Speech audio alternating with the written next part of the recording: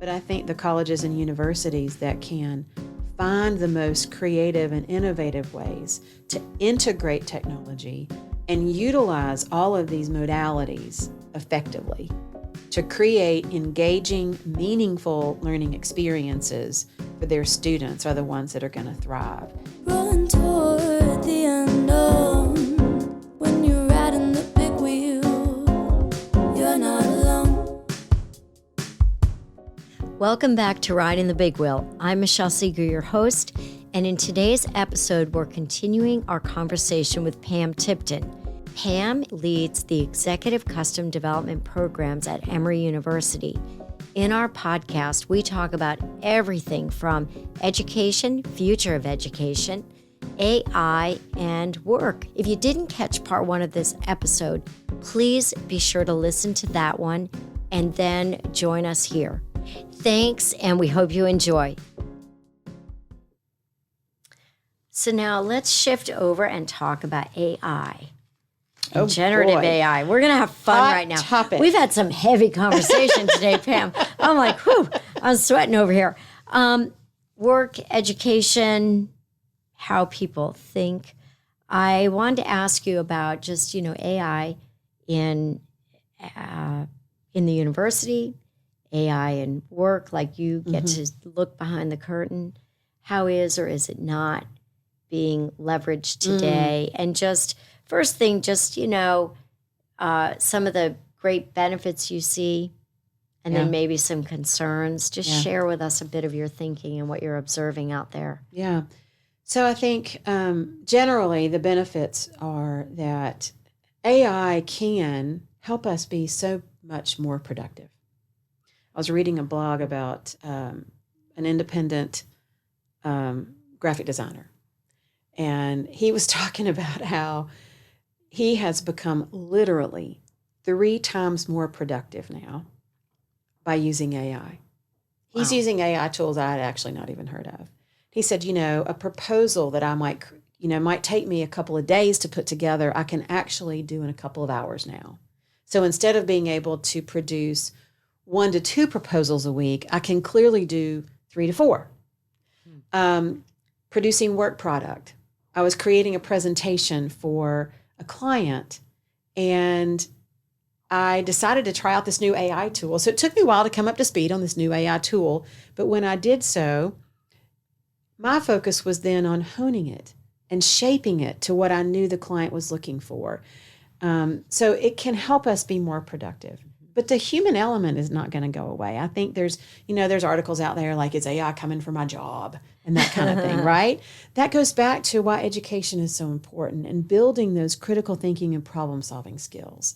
So one of our vendor partners at Emory was telling me that they are using AI to create the initial drafts of all of their outreach emails. They are a company that does leadership behavioral assessments. And so they know the profile of the people that they're talking to, and they can put that information into the AI tool that they're using to create an email that's going to resonate with that individual. And then that email is reviewed by a person and adapted so that it is more human. So it's a coaching moment for the employees and an opportunity for them to use their own critical thinking, but they're being more productive. They're not having to start from a white piece of paper, so to speak, or a blank screen to create. So I think the benefits are huge and enormous and opens up a world of possibilities. And, I think you had shared when we were preparing for this conversation that, we used to just go Google something, right?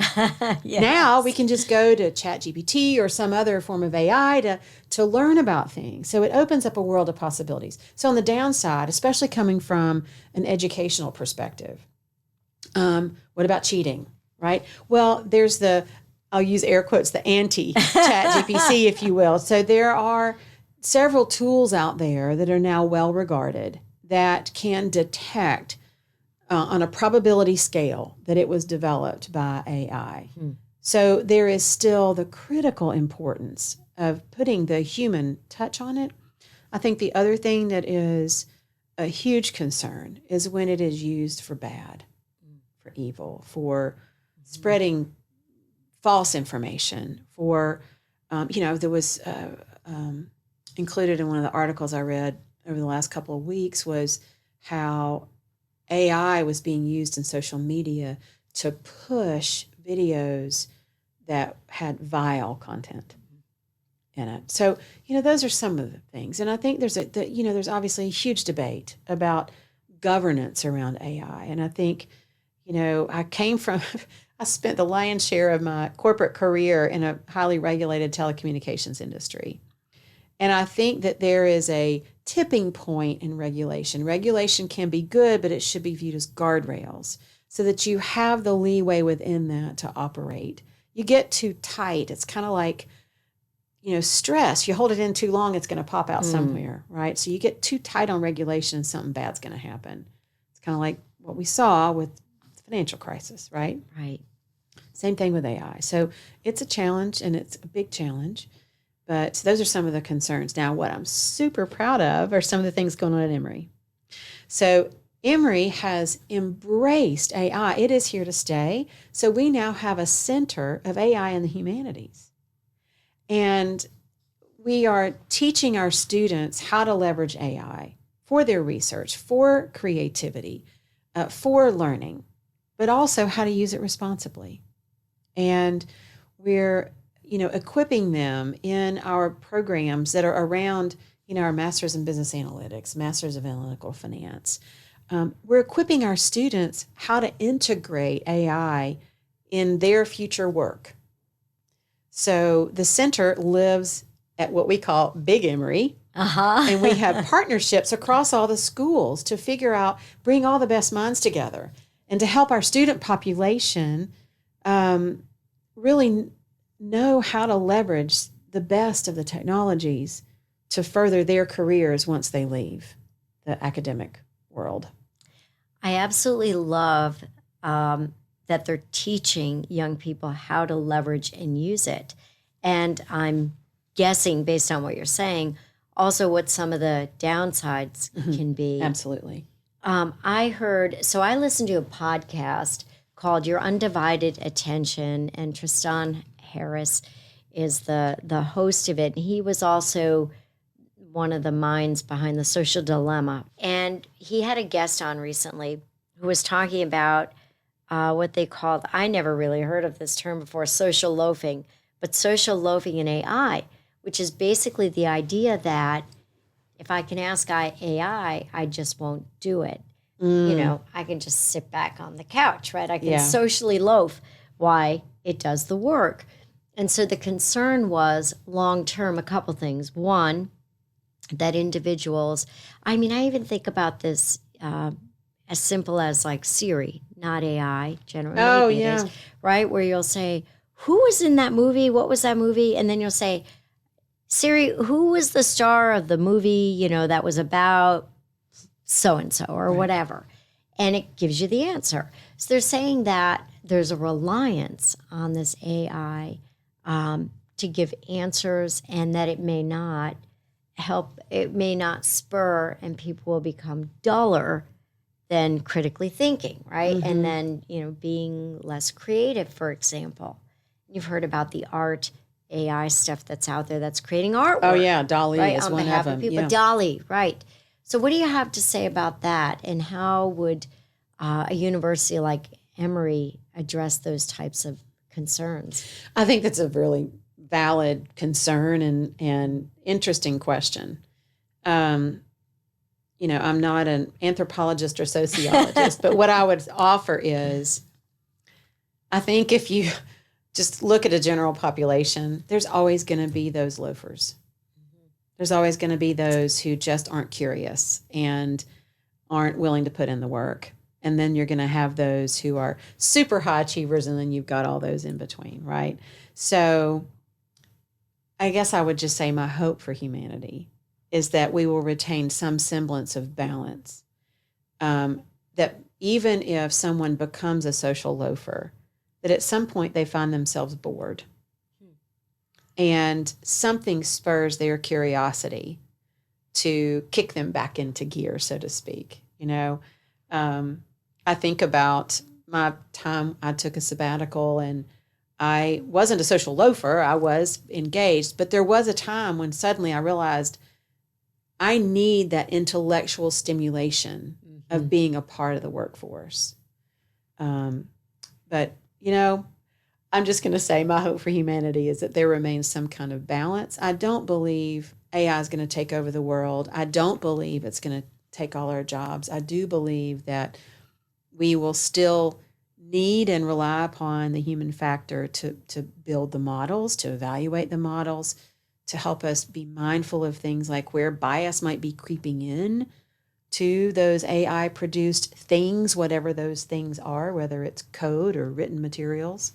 And my hope for this generation that's in school now is that they don't sit back and rely too much. And I think that as the ante gets upped on being able to detect the AI generated content, people will be held accountable. And that may or may not guilt them into changing their behavior. I guess we'll have to see. So I think you're a bit of an optimist like I am. So I look at it like, okay, the social loafer who probably can't even support themselves. Maybe AI will help them at least get there, right? Maybe. And your high achiever will stay your high achiever. So you and I think, are a little more optimistic on that front. All right, so I want to talk about current work environment. Yeah. Big topic still. Are we hybrid? Are we remote? Are we in office? Now, me and my work, and so I'm interested in you and your work, we're starting to hear some frustration at the CHRO level where companies didn't take a strong position on coming in the office, even at a hybrid way.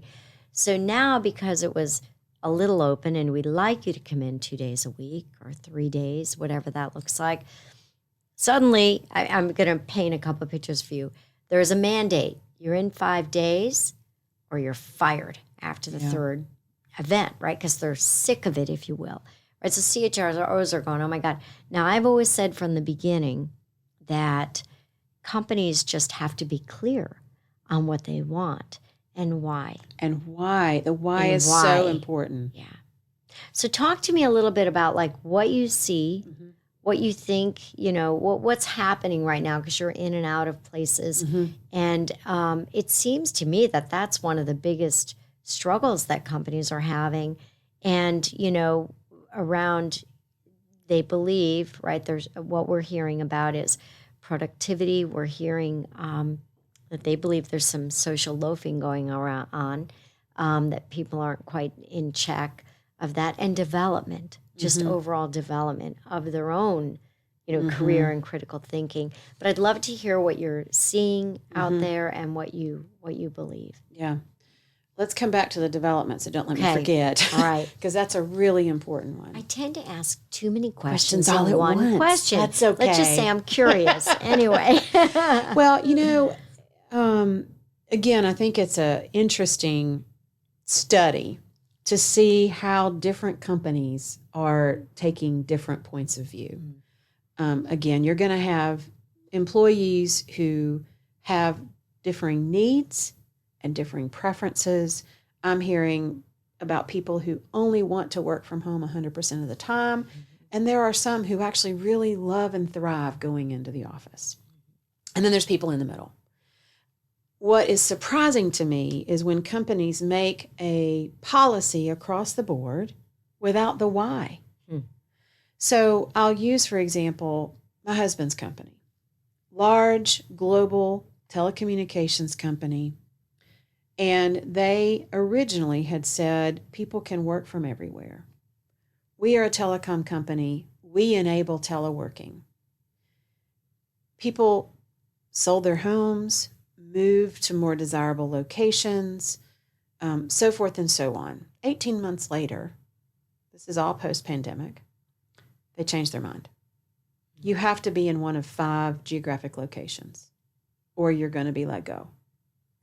And not only do you have to be in one of 5 geographic locations, you have to be in the office 3 days a week. So my husband used to be a full-time teleworker. 100% of the people he works with reside somewhere other than the Atlanta metro area. And so for him to go into the office means that he has to pack up his equipment, haul it into the office. It's usually a 45-minute to an hour drive. There's the time involved in packing up his things. And then he gets to the office and has to set himself up. So he's lost an hour to an hour and a half of productivity on the way into the office. And then he loses another hour plus leaving the office. Whereas if he were working from home, he would be starting work an hour earlier because he's not going to get up and use his own personal time to get to the office to start work at the same time he would have been working at home. And likewise, he's not going to work as long. Well, I take that back. He does end up working longer hours, but he comes home and keeps working. But all that to say, he's getting on the exact same phone calls with people that are out west and in Texas and in the Northeast and in India. There is absolutely no one for him to collaborate with in the office. And he said it's very isolating and very lonely. He said, I feel more connected to the people I'm working with in all of our teleconferences and video conferences when I'm sitting in my familiar environment at home and I've got all of my screens, because I can't even have all of my screens and stuff. Now, take another example where you have work that needs and thrives on that in-person collaboration, some of the work I get to do. Yes, we can collaborate using technological tools. You can use a whiteboard on a Zoom call, Teams call, whatever, and do some of that collaboration. But to me, it doesn't replace the sitting around a table with a big whiteboard when we're ideating around, here's what we're hearing from a client about what their needs are, and here are some of the possible ways that our faculty expertise can come to bear. And here are some of the fun experiential learning activities. And we're jotting all these things down and creating kind of a mind map looking thing on a whiteboard. And that is less engaging and inspiring for me and my boss and some others on our team when we can't be in person to do that. So it goes back to what are the needs of the work, and how is that work best accomplished? To me, it's really about that. And it's less about making some hard and fast rule. I do believe relationships are super important. So that then segues into development. I've still got an ongoing connection with Path Builders. I had the privilege of working at Path Builders for several years right after my sabbatical. There's a lot of research that they have done about how individual and team development has really taken a hit, especially post-pandemic when more companies are hybrid or are fully virtual. It takes more effort to build relationships virtually. It doesn't mean it can't be done, but it's about being more purposeful about it. You aren't passing people in the hallway, literally over the cup of coffee or at the water cooler, as we like to say. You aren't learning about some of the initiatives that are going on that you might not have known about if you're not able to just pass people and, hey, what are you working on?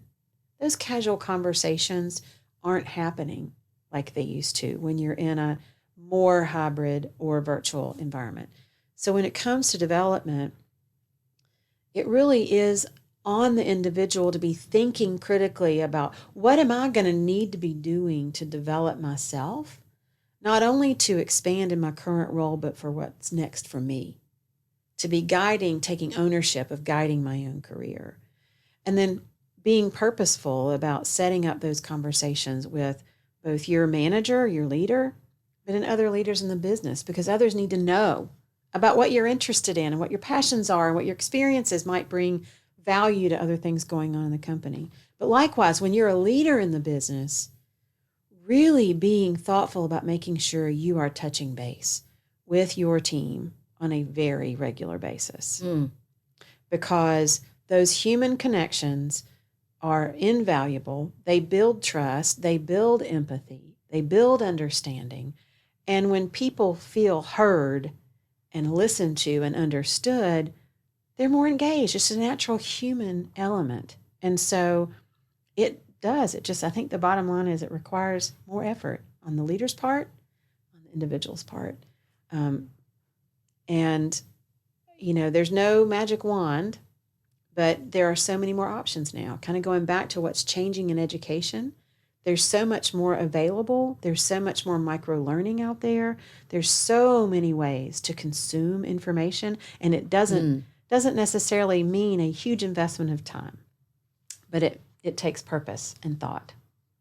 It does. So we're hybrid in the office, and I'll tell you, some days, I mean, I'm sure people are going to hear this, but at the end of the day, when I'm like, oh my God, I'm exhausted, because I have spent a lot of time with the team who maybe, on Mondays or one of the days we come in after being home for a few days. And so it's like a big day. And everybody wants time. Oh, yes. Right? And you have to give that time. Right. But I'm like, oh my God, I'm exhausted. When are they all not here?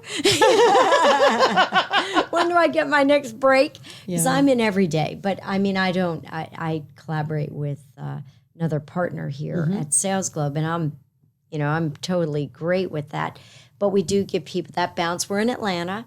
We do find that we want them to whiteboard, collaborate, meet together. Right. Client meetings that we have where the client could be on Zoom, right? When the team is there and they're hearing concerns of clients, the cues that you get in person are a little bit different than, right? Very different. The cues that you get over Zoom. And so we've had to go through some of that evolution ourselves of getting used to that again. So I want to switch now and talk a little bit about the future. And we'll start with the future of education, because that seems fun. Over the next 5 years and beyond, like, what do you think is going to happen to, the evolution of, so we've got AI, we've got this hybrid, learning, I'm guessing. I don't know if people are, in or out, how that works. But you talked about, this amazing AI center at Emory for learning. So what do you think the future is going to look like for education?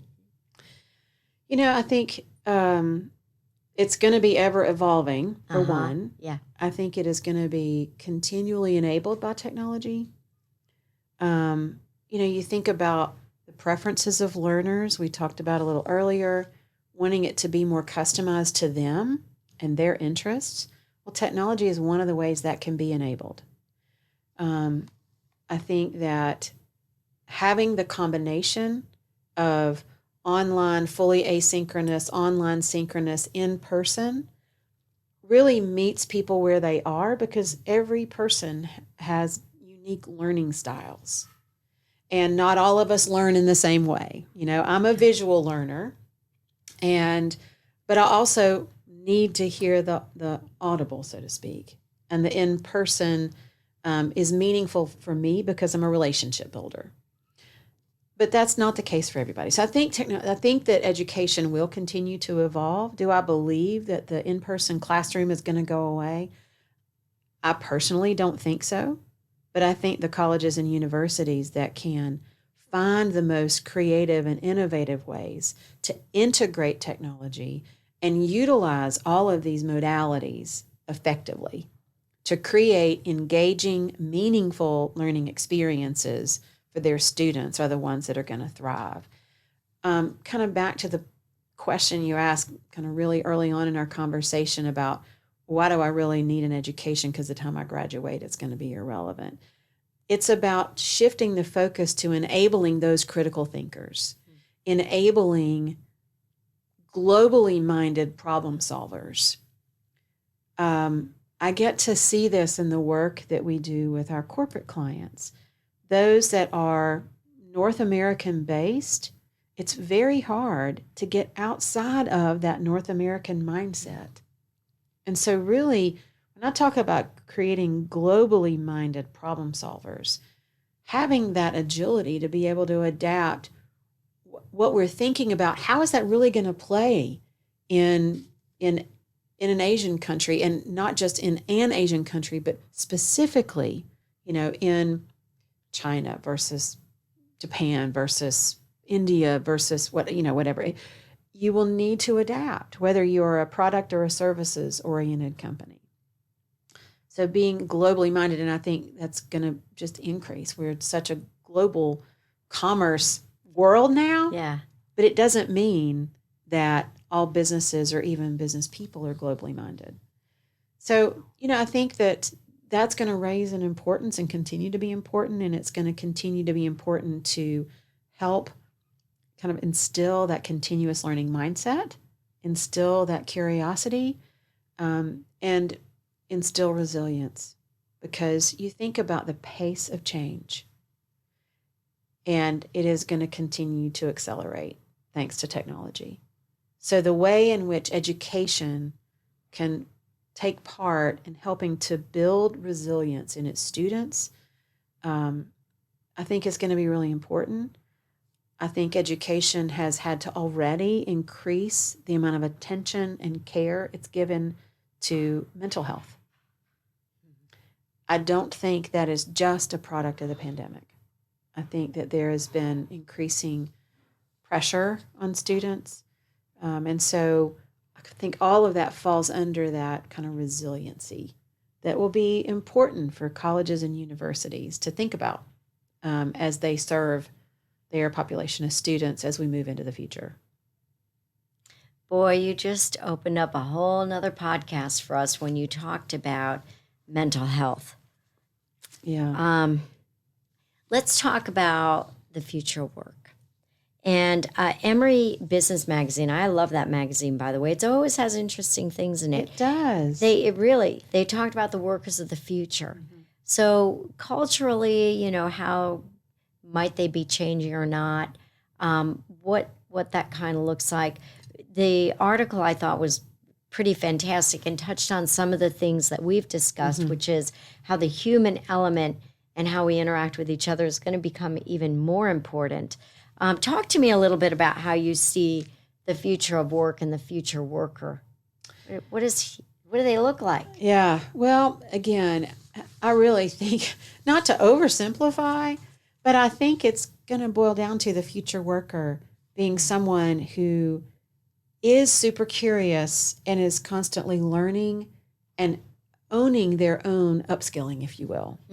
Because technology is changing fast. We need to stay up. Is technology coming for our jobs? Well, for some of the jobs, but that's going to open up new possibilities. As we were talking about earlier, the human component. Yeah. Even with AI and technology,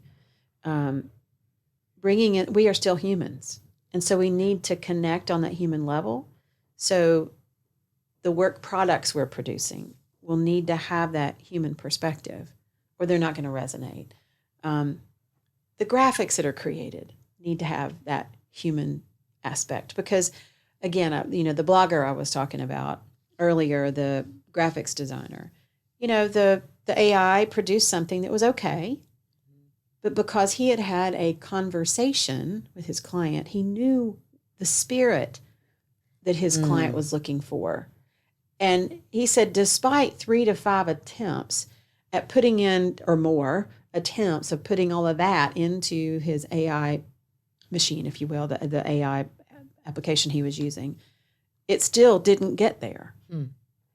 So the worker of the future is still going to need to have the digital fluency, the learning mindset to continually adapting to what's coming new, the resiliency to make those changes, but also the ability to connect on the human level to make it relevant. I think you could relate. You've certainly gotten emails that are solicitation or marketing emails, and you can tell that email was not adapted to you. Oh, yeah, you can. You can, right? And so what did you do? Delete. Yeah. So, I feel like a broken record in some ways going back to some of those same qualities, but I just think the future of work is going to be continually more technologically enabled. But there is, way back in my, earlier days in my career, I had a senior leader that helped me think about how you assign work. You assign work, and he said, I'm not being demeaning. I'm trying to help you think from an economic perspective. Assign work to the lowest pay grade that is qualified and is appropriate for that pay grade to do.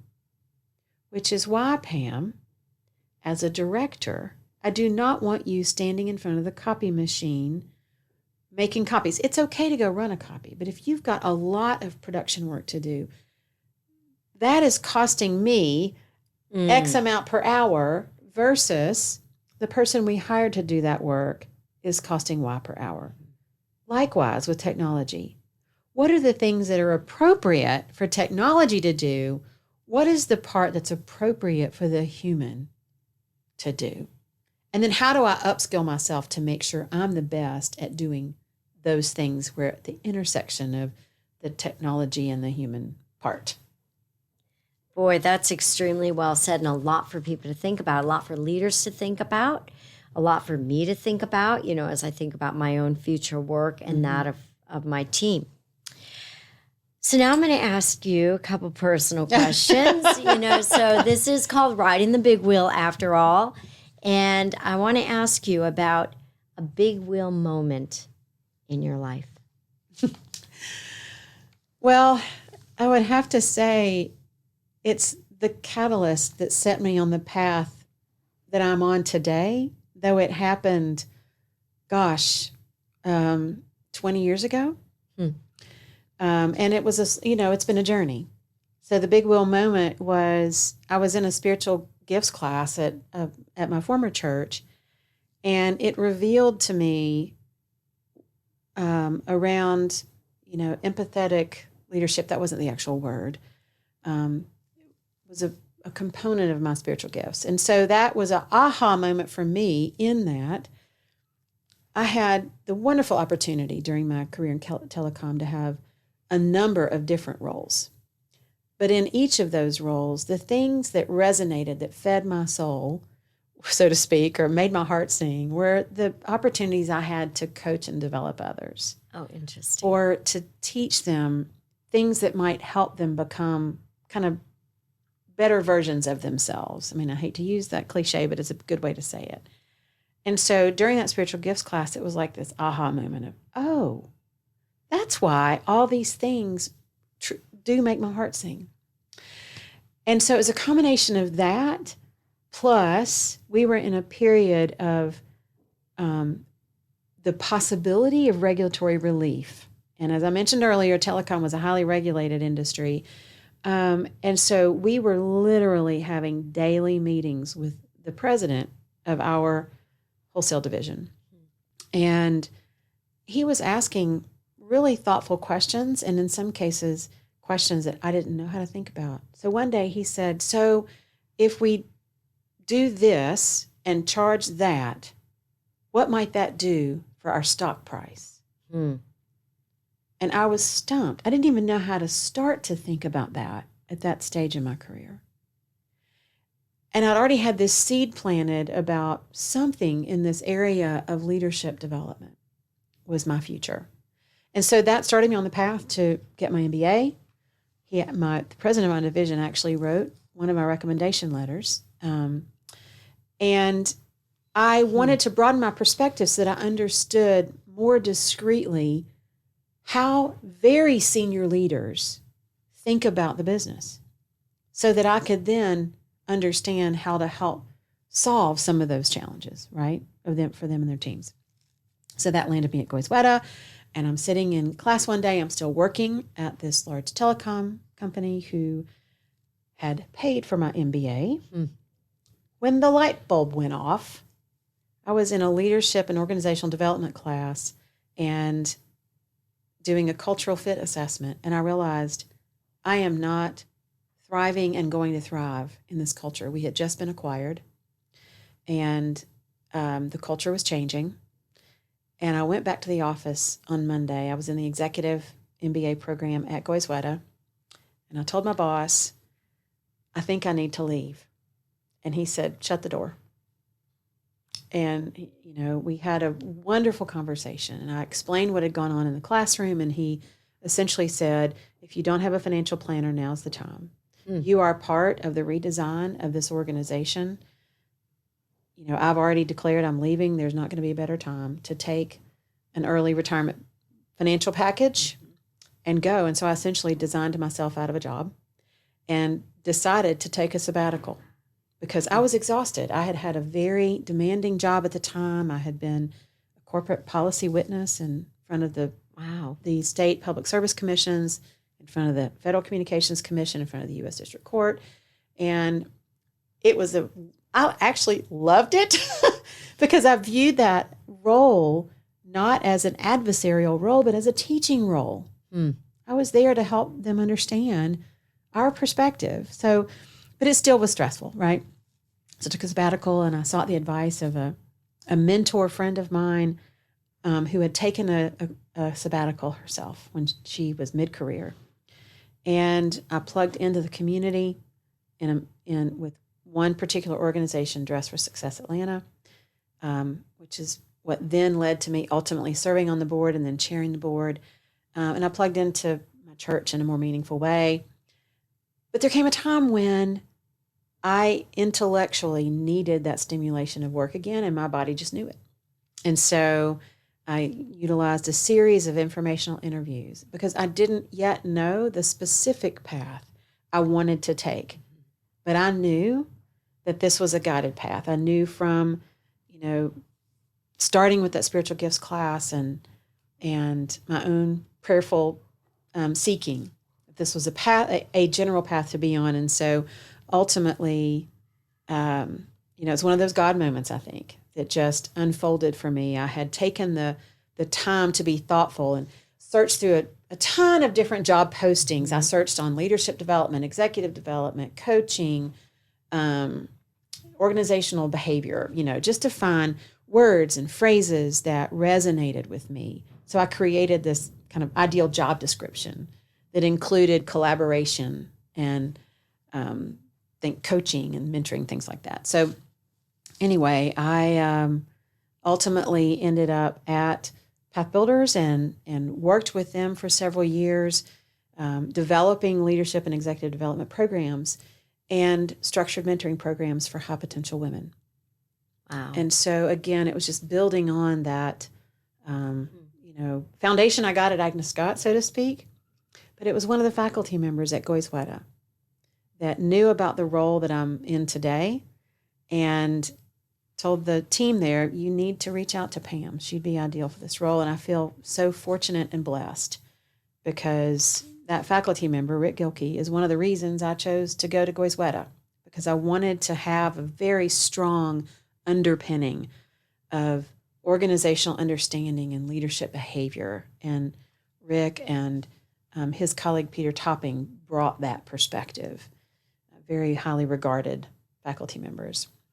And so I've been in my role at Goizueta now for just over 11 years, and I find myself continually learning, continually challenged, and continually excited by the possibilities that come from, again, getting that peek behind the curtain of what's going on inside of organizations without having to be enmeshed in all of that. I got to live those political challenges and how you navigate those challenges, and I did that for 20 plus years.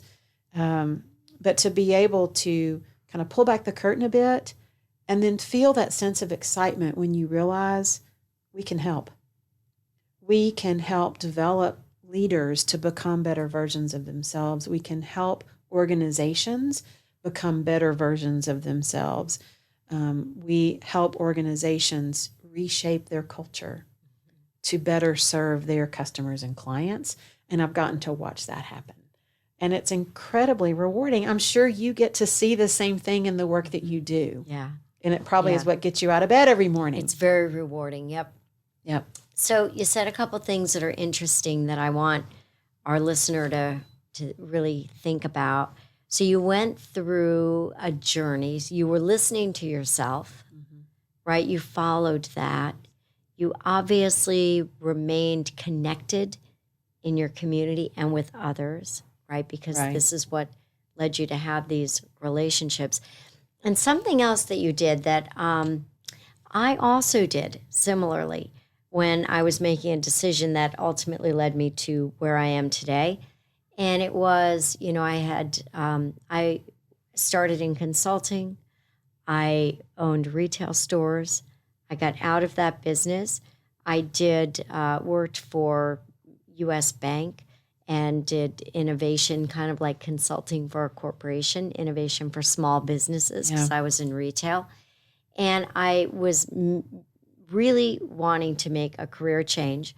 And I did the same thing. I started printing off, LinkedIn was available already, which is great, different job descriptions and things that I was interested in. And I pieced it together and I said, so girlfriend over here doesn't really want to climb the corporate ladder. She wants to own her own business again, right? She's an entrepreneur at heart, but I love helping businesses solve problems, get to that next step, right? But I want to do it, through my own thing. And that led me right here where we do consulting across Fortune 1000 companies on sales effectiveness, right? But it was a journey and it took some time, but I gave myself that. Yeah. So I'm encouraging people that are thinking, a lot of times, Pam, you're 20, 25 years at a company, you're like, I can't really leave. I've got all this vested in here and, but do it. Look at the joy that you have. I like to say we've got, at least as far as we know, one shot on this earth, right? And, we should make sure it's a good journey. So. Oh, absolutely. And I think, too, one of the things that I didn't know earlier in my career and I know now is everybody's motivated by different things. Yeah. Take the time to think about what really motivates you. Is it the meaningful work? Is it the career progression in terms of title and salary? Is it the flexibility and the work-life balance? People are motivated by different things, and that can change over the course of your life. But for me, uncovering that meaningful work was a really high value for me. I made a decision that I would take what some would call a step backwards, so to speak, because I was, mid-level executive at a very large company with a very nice salary and benefit package, right? And I was joking with a friend recently, actually the father of my very best friend from college. I am so fortunate to have her parents as dear friends and kind of surrogate parents because I've lost both of mine. And I said, well, I do work at a university, and so I'm not really going to get rich, but I'm rich in experience. And so taking the time to do that, people always ask, how in the world do you have the courage to do that? And I said, well, it's about really getting at what brings you joy and finding, people throw around that your purpose in life thing. I distill it to what brings you joy. And are there ways to find the intersection of the things that bring you joy and the work that you do each day? Yep. It can be a grind or it can be a joy. I think that's extremely well said. Yep. So now I want to just ask you to share with everyone a little bit about you. You, like me, are a reader. Mm-hmm. So what some of your favorite books might be. I was sharing with you earlier that I prefer reading to movies. I just do. So, and I love turning pages. I don't like digital. I like a book in my hand. Oh my gosh, I so love a book in my hand. I don't know what that is, but I do too. Yeah, I do too. So share with us a little bit what you enjoy reading or have enjoyed reading in the past. Well, it's funny. I've read any number of business books, and I will say that they all the titles and stuff get all mixed up after a while in my head. But I take both. I take little bits from each of those. So I don't have a favorite business book, if you will, that I would rely upon. There are a number out there that are great. My pleasure reading, I have found, has been more in historical fiction because you get that sense of imagination, from reading the story, yet you're also getting some historical context. I might not have picked up a book on the Civil War or on World War II or World War I, but the historical fiction for me is really fun because I get to learn a little bit about the history and what was going on and what the lived experiences might be like, but yet it's a fictional work. And so one of the ones that just rises up for me is this book called Resistance Women. And it's the women who are really helping the Jews escape during Hitler's terrible march, so to speak. And the stories of how they did that in a very creative and subversive way, so to speak. I also loved All the Light You Cannot See. That's now turned into, a movie, which I was really glad to see. And what I realized when I was thinking about the books that resonate with me, it's really about, again, learning that historical context, but then it's about the humanity inside of the way they're telling the story, because in cases of the ones I love, it's how people are risking their own lives to care for other human beings. Another book, a little heavier topic, if you will, but really important to me. I lost my younger brother way too young, several years ago, and I had no understanding about grief until that happened. He and I were buddies growing up. We did almost everything together. We spent all of our summers together all through college. We were at the lake every day water skiing. And he was the one I preferred to drive the boat when I was skiing, because he was really particular about that. And, we were just, of course, we got in a lot of trouble too. We were good troublemakers. And I adored him. And when he died, I got lost for about 18 months. I lost my short-term memory. It was very hard. And I didn't understand the waves of grief. So there's a book called The Wilderness of Grief by Ellen Wolfelt. And when I finally got the courage to admit that I needed some help, a therapist recommended that for me. It's a small little book, a very easy read. I literally had thought I was going crazy. I did. I didn't understand why my memory was gone and why I was having trouble with things that had come natural to me before, and why I think I probably had a bit of depression, but it just was truly lifted a veil and gave me permission, if you will, to grieve in my own way, that it's like walking through the wilderness, and you might get lost, and then you might be found, and then you might get lost again, and you might get found again, and eventually you find your way out. So that is a book that is very meaningful to me, and I've given to some people that I care deeply about who've lost someone and are struggling with that grief. And then I'd be remiss if I didn't say my favorite guilty pleasure, I would say, is any of Jan Karen's The Mitford series. They're just fun, yeah. They're just fun and lighthearted, and the characters kind of come alive for you. And yes, you get to know, like, you actually know the little town of Mitford and where the store is and where the diner is and, where the rectory. Anyway, I love those books. I have reread the entire series again. How fun. And we'll pick up one from time to time. If, I can just pick up one. I remember, oh, yeah, I don't remember with this. So anyway, I'd be remiss if I'm a huge Jan Karen fan, and I would be remiss if I didn't mention those. Well, thank you so much for sharing your personal story, professional story, sharing time with us here today. It was really fun. I really appreciate you giving the time. I know how busy you are, and I do hope that you'll come back. Well, Michelle, thank you so much. It has been super fun. And gosh, we kind of meandered into some, areas that I just, quite frankly, hadn't thought deeply about or didn't think I thought deeply about until today's conversation. So thank you so much for having me. Hey, it's Michelle. Thank you so much for listening today. If you enjoy our podcast and know someone who you believe would make a great guest, I would love to hear from you. Feel free to connect with me on LinkedIn and let's talk. I'd love to hear your feedback, and as always, may it inspire you in your own personal and professional journey of life.